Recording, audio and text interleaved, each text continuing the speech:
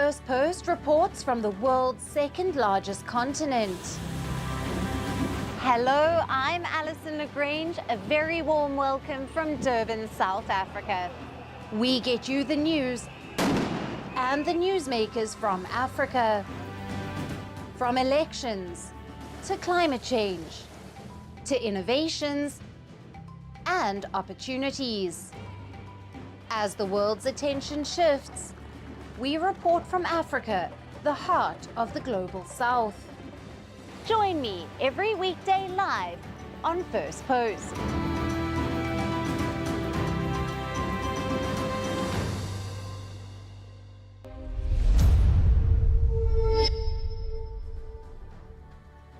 Hello and welcome to Firstpost Africa, where we get you the top stories from the continent and from across the world. I'm Alison Lagrange, coming to you live from Durban, South Africa. First, let's take a look at the headlines. US vows to ramp up defense sales to India, including F-35 stealth fighters, as President Donald Trump hosts Indian Prime Minister Narendra Modi at the White House. China urges the Philippines to withdraw the US's Typhoon missile, accusing the Southeast Asian nation of breaking its promises by introducing the missile system. The annual Munich Security Conference kicks off in Germany, with global political leaders gathering to discuss the most pressing challenges. Russia's war in Ukraine remains the top focus. At least 10 people were killed after a vehicle was hit by a blast from an improvised explosive device in southwest Pakistan's Quetta. No group has claimed responsibility for the attack yet. And Senegal begins domestic oil refining near the capital Dakar for the very first time. The West African country began producing oil in June last year and also became a gas producer at the end of December.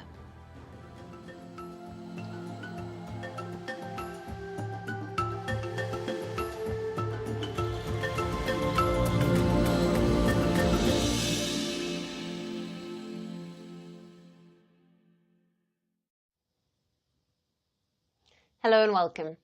We start with the updates coming in from the Democratic Republic of Congo. Rwanda-backed M23 rebels continue their advance in DRC's mineral-rich east. The rebels have seized the airport serving the city of Bukavu, now the capital of South Kivu province, and this comes after the Rwanda-backed rebels threatened to capture the town of Kavumu near the airport. This represents a major strategic victory for the rebels, as it cuts off air supply routes for DRC army and humanitarian operations in the region. The rebels have so far North Kivu's capital Goma, the largest city in the mineral-rich east, and they have now entered neighbouring South Kivu and have seized Kavumu, where the army had set up a defensive line. After breaching this, they can easily target South Kivu's capital of Bukavu. Rebels' advance comes as African leaders are gathering to discuss the crisis at the AU summit. However, the DRC president, Felix Tshisekedi, and his Rwandan counterpart, Paul Kagame's presence is not confirmed. Tshisekedi is currently in Germany to attend the Munich Security Conference, but he will attend the formal African Union summit tomorrow in Addis Ababa. A joint summit of East and Southern African blocs also took place last week, and African leaders called for an immediate ceasefire and gave a 5-day deadline to enforce it. However, that deadline has passed today, and the fighting still continues. After a brief calm, the M23 rebels have resumed their march in the DRC's east. The M23 advance in DRC has stoked wider regional tensions. Peacekeeping troops from multiple African nations have been attacked and killed in the fighting, who have been warning Rwanda of retaliation. Now, Rwanda has been accused of providing the ethnic Tutsi rebels with military support and also using them to loot the DRC's crucial minerals in its east. International pressure is growing on Rwanda to withdraw its support. In the latest, the European Parliament has adopted a resolution that calls for the immediate suspension of the EU's minerals deal with Rwanda, as well as an end to the other European aid to the country.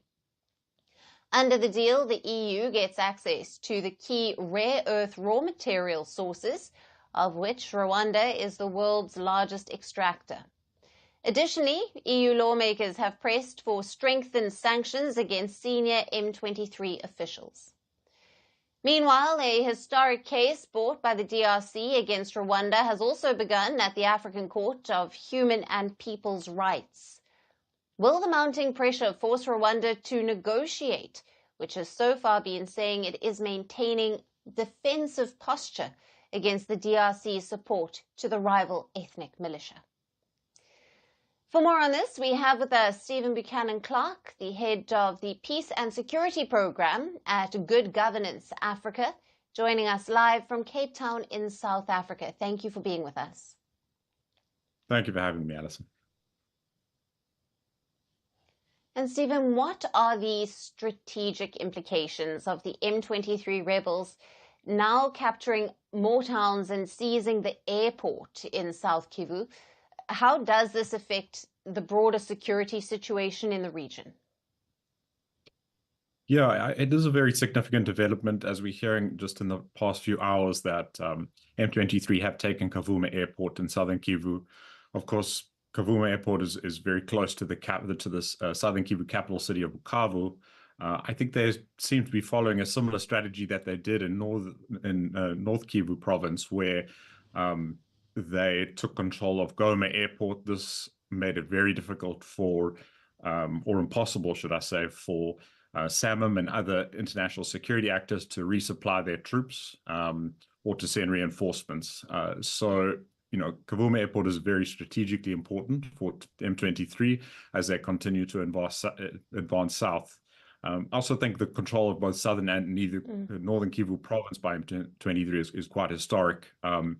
And this really could push the Congolese government and regional allies into negotiating, and it places M23 in a very strong position to bargain if negotiations materialize in the coming weeks. Right. And of course, despite the repeated calls for a ceasefire, the M23 advance continues. What are the key factors driving this conflict, and why have the peace efforts been unsuccessful so far? Yeah, well, I think the first important thing to say is, the M23 have continued fighting simply because they can. There isn't a strong enough security actor in the Eastern DRC to stop them at this time. The Burundian forces there have seen significant losses. The Southern African mission of Mozambique in DRC has seen significant losses. The UN mission there is really a peacekeeping force, so it doesn't really have a mandate where it's going to aggressively go after M23 rebels. And we've heard in recent days massive defections from the DRC's military themselves. So that really is one of the reasons. Second, while regional leaders and Kagame himself has urged the DRC to enter directly into dialogue with the M23, Tshisekedi up until now has remained defiant and refuses to do so. I think he's doing this because he is concerned that if he agrees to enter into dialogue with M23, it's legitimizing their cause. And given that they hold a very strong position now with these territorial gains, it means that in a dialogue and negotiations, he would have to give them major concessions. And this could include things like positions in government, perhaps even control over certain territories, mining concessions. And he clearly does not want to do that. And fourth, maybe on a wider point, in terms of what's driving this conflict. Sorry, go ahead. No, go ahead. Well, how might this escalation impact the neighbouring countries, especially in terms of refugee flows and, of course, regional stability? And could we see increased involvement from international actors or regional organizations? Yeah, I think, just since over the last week, we've seen another roughly 3,000 people have been killed, another 3,000 injured, over 500,000 displaced. And bear in mind, this adds to roughly 6 million people who have been internally displaced over the past several years in Eastern and DRC. We could see perhaps more flows of refugees, not just internally, but into Tanzania, into neighbors, Zambia. Also bear in mind, this comes at a time when, the US has ordered a stop work order on USAID officials and frozen aid, humanitarian aid. So this is very difficult, a humanitarian situation for the Eastern DRC. In terms of if we're going to see more international actors stepping up, I mean, as you mentioned earlier, the SADC EAC summit last week has called for a number of interventions and immediate ceasefire, the merging of the Rwanda and Nairobi peace processes into one, dialogues with all parties. The EU Parliament has come out quite strongly, but at this time I don't see any forthcoming international military interventions in the Eastern DRC. I think they will try and exhaust additional non-military options at this time.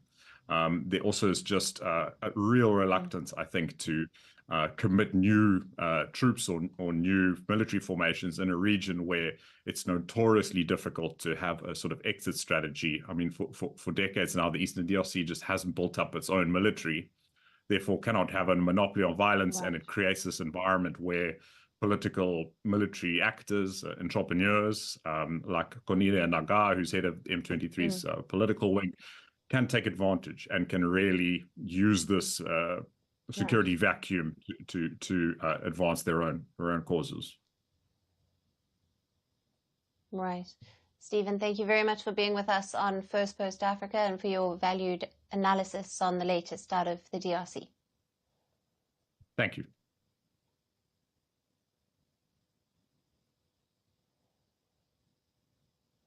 And for our next story, we shift our focus to the host of the ongoing African Union Summit, Ethiopia.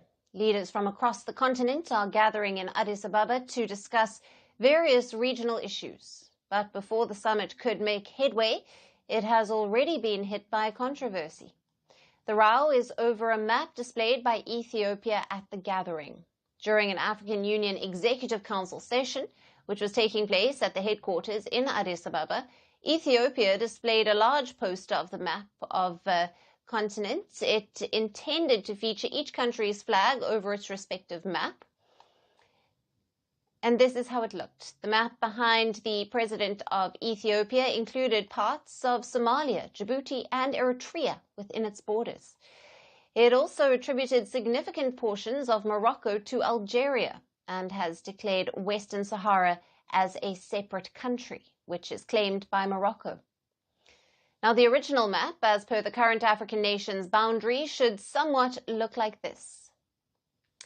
The images of the Ethiopian version of the map have sparked outrage on social media, where people have been calling out Ethiopia's invasive ambitions. Though these images have been circulating on social media and have also been posted by various news outlets, Google directs their origin to official handles of Ethiopian ministry and state-owned media. However, when you click on them, it shows that the posts have now been deleted. So does Ethiopia really want to take over the Horn of Africa? It has had fraught relations with all of its neighbors. Let's look at them one by one. Ethiopia was embroiled in a long-standing dispute with neighbouring Somalia after it signed a deal with Somalia's breakaway territory of Somaliland to gain access to its Berbera port. But last year, both nations signed a Turkey-mediated peace deal to resolve the issue, under which it is expected that Ethiopia will now instead gain access to Somalia's port of Hobyo. Now, the Ethiopian version of African map does show this port as a part of Ethiopian territory, giving birth to the speculation that landlocked Ethiopia has indeed gained access to the Somalian port as a part of the deal. However, Somalia, whose delegation is also present at the African Union Summit, has not formally commented on the map controversy. Now, moving on to Eritrea, which was once a part of Ethiopia. Tensions between the two nations over borders continued after Eritrea gained independence in 1993. It also led to a full-scale war between 1998 and 2000. After years of thaw, fears of new conflict still persist. Then comes Djibouti. The tiny nation has had several periods of conflicts with Ethiopia, including clashes between rival militia and the flight of the Ethiopian soldiers into Djibouti. Moving a bit further away from the Horn of Africa, where Ethiopia has a conflicting stance with Morocco. It recognizes Western Sahara since 1979, a territory claimed by Rabat, and its new Africa map reaffirms its stance. Now, Ethiopia, which is an emerging economic powerhouse in Africa, is being seen by critics as a hegemon in the region, which is eyeing more territory and influence. But will claiming territory be its approach?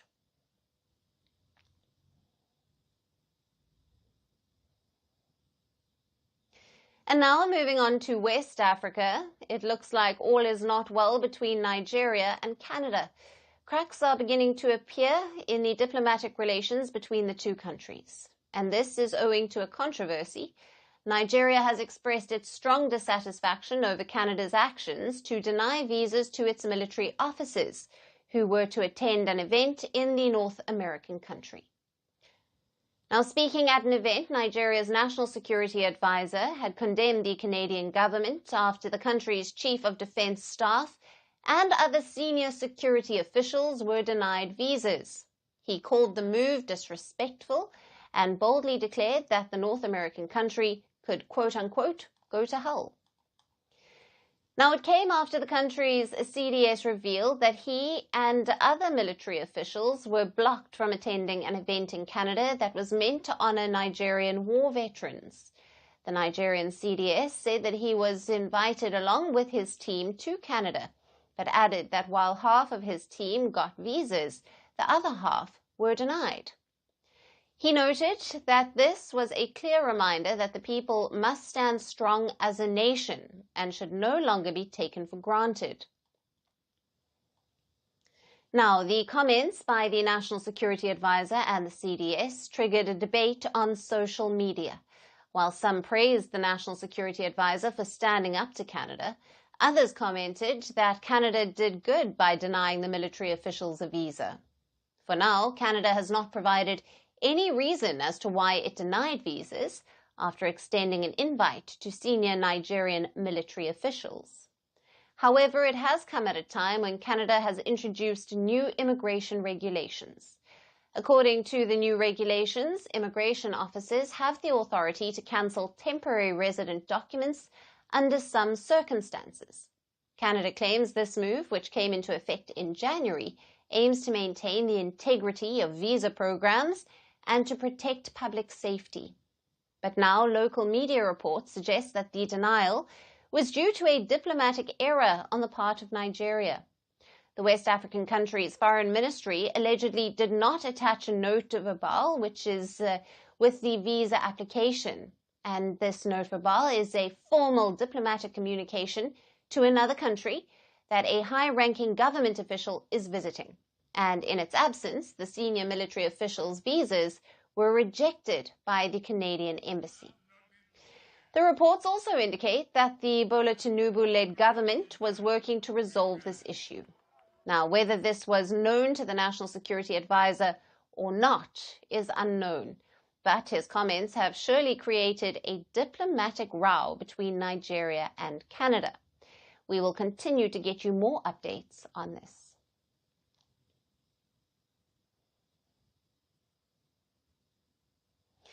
And our last story today is from Malawi, which has frozen exports of precious minerals and gemstones. The Southeast African country has also decided not to issue new licenses and permits to companies.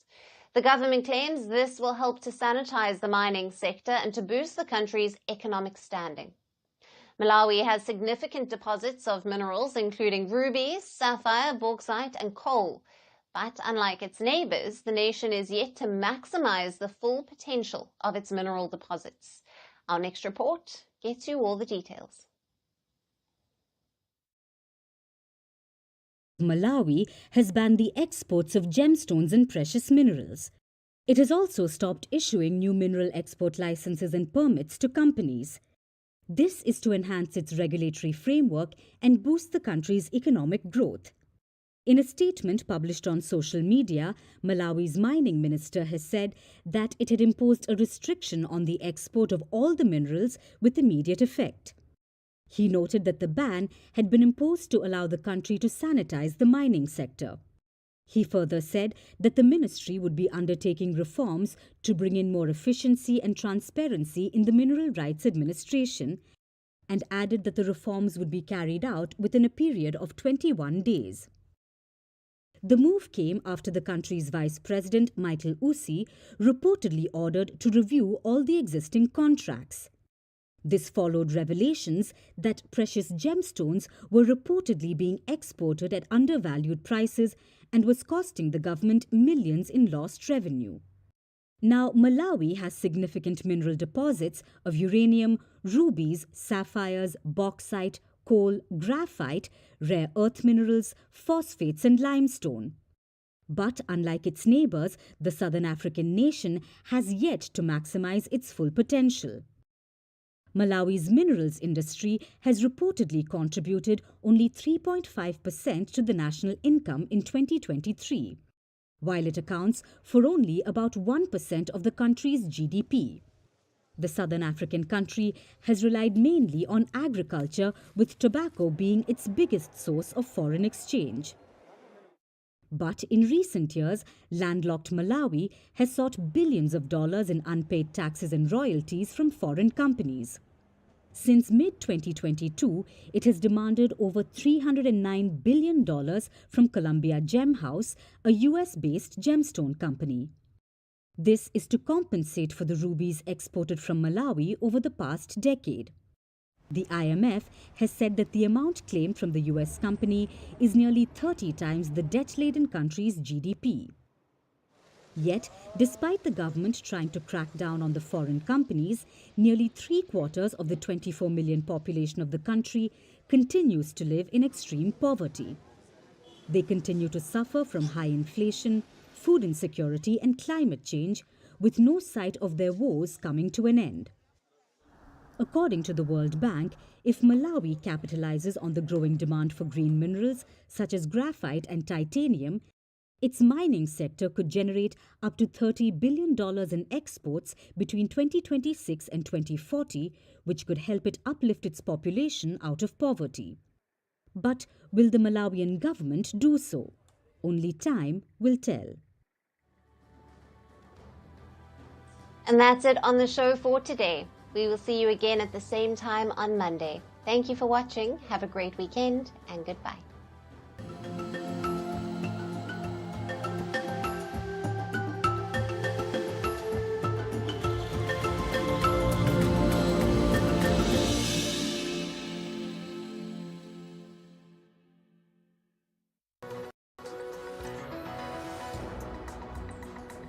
Hello and a very happy Friday. I am Gushin Galan and you're watching Firstpost. In the next few minutes, I get you the top 40 updates from around the world, only here on Fast and Factual. Let's get started.